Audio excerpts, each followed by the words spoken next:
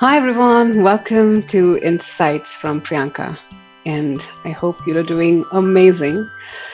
What do I talk about today? The topic that I've chosen today is don't shy away from having difficult conversations. Yes, I have had many experiences where I was ghosted, meaning people do not want to dive into deeper conversations about an issue. And then I used to think that it had a lot to do with me. Like, I used to think about things like, oh, maybe I'm not good enough, maybe some fault lie in me, maybe I didn't know how to put it across. So I internalized the behaviors of people and thought that something was not right and wrong in me. But then later, I realized and I've read many things about it and finally have come to this conclusion based on whatever I have experienced, known, learned, and seen other people that when someone shies away from having difficult conversations, like deeper conversations, diving into conversation, it has nothing to do with you, but the person who is involved.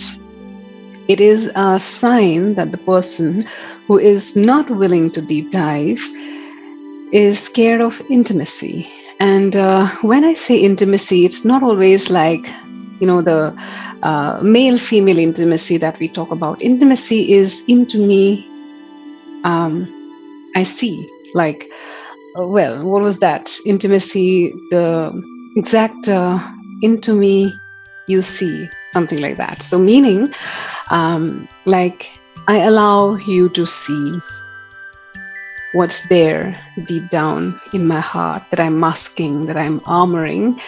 And when a person is not willing to deep dive, that means he or she is avoiding intimacy. He or she is not willing to show who they truly are because they themselves haven't gone that deeper in knowing themselves. So this is a clear sign of lack of self-awareness, fear, not wanting to unmask because that is the core identity, getting too much identified with one's identity, and not willing to see another perspective at all because deep down there's lots and lots of fears, insecurities, deep wounds which the person has clubbed and doesn't let anybody to come in. And more than anybody, the person doesn't want himself or herself to even see that side. You could also call it as an aspect which is self-hating, which the person has disowned, dissociated, rejected, and doesn't associate with. And so the projection comes in whenever somebody triggers that. The projection is, it's like either deflecting or kind of projecting it onto others. And so they don't want to see that part. As simple as that, right? But then, what's the loss of not having a deeper conversation? When you don't have a deeper conversation and you don't sort the things out, you carry the baggage of that. You carry the unhealed aspects of that in you. And you also lose the capacity to form authentic relationship. You also lose the capacity to form deeper connections with people. You also lose the capacity to really, really connect with the person for who he or she is. Because if you are thinking that any relationship or any sort of connection is always goody-goody, no, it is not like that. It is a great relationship or a great connection is something that can withstand the test of the times, meaning something that can really sort the discomfort, discord, and then bloom and sprung from that space.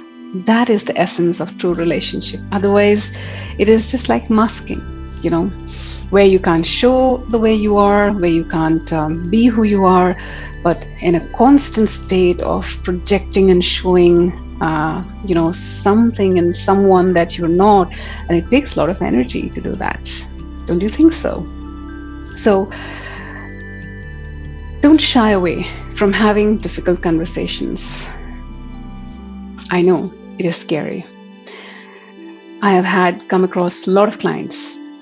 And like I say always, I was also one of them who disliked having difficult conversations because there were this fear of losing the connection. Any which ways, the connection used to go away when you cannot connect deeply.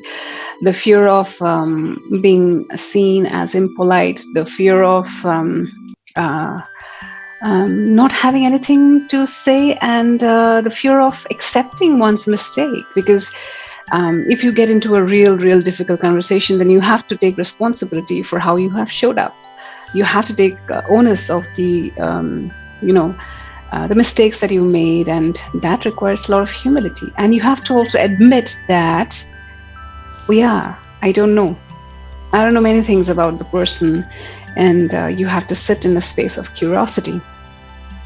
So, having had a lot of experiences like this personally, and also having coached many clients and seen that, I do see the benefit of having difficult conversations. And the very fear that you have of losing a connection is the very fear that you have to lean into to get into a difficult conversation. Because only once you lean into that, you'll be able to experience the joy of deep, intimate connection with anybody for that matter. Because then you will see the person really for who he or she is. And unless this energy of fear is transmuted or allowed to flow, you cannot have compassion, you cannot have empathy, you cannot have understanding, and you cannot have inspired actions. There are certain steps you have to go through. Like whenever there's a need for this difficult conversation, then obviously you'll find that there would be some heated, triggers where you feel a lot of anger, and the common reactions are to avoid, shut down, don't talk about it, run away from it, you know. But then what is important is to really sit in those unpleasant emotions, like feel the anger.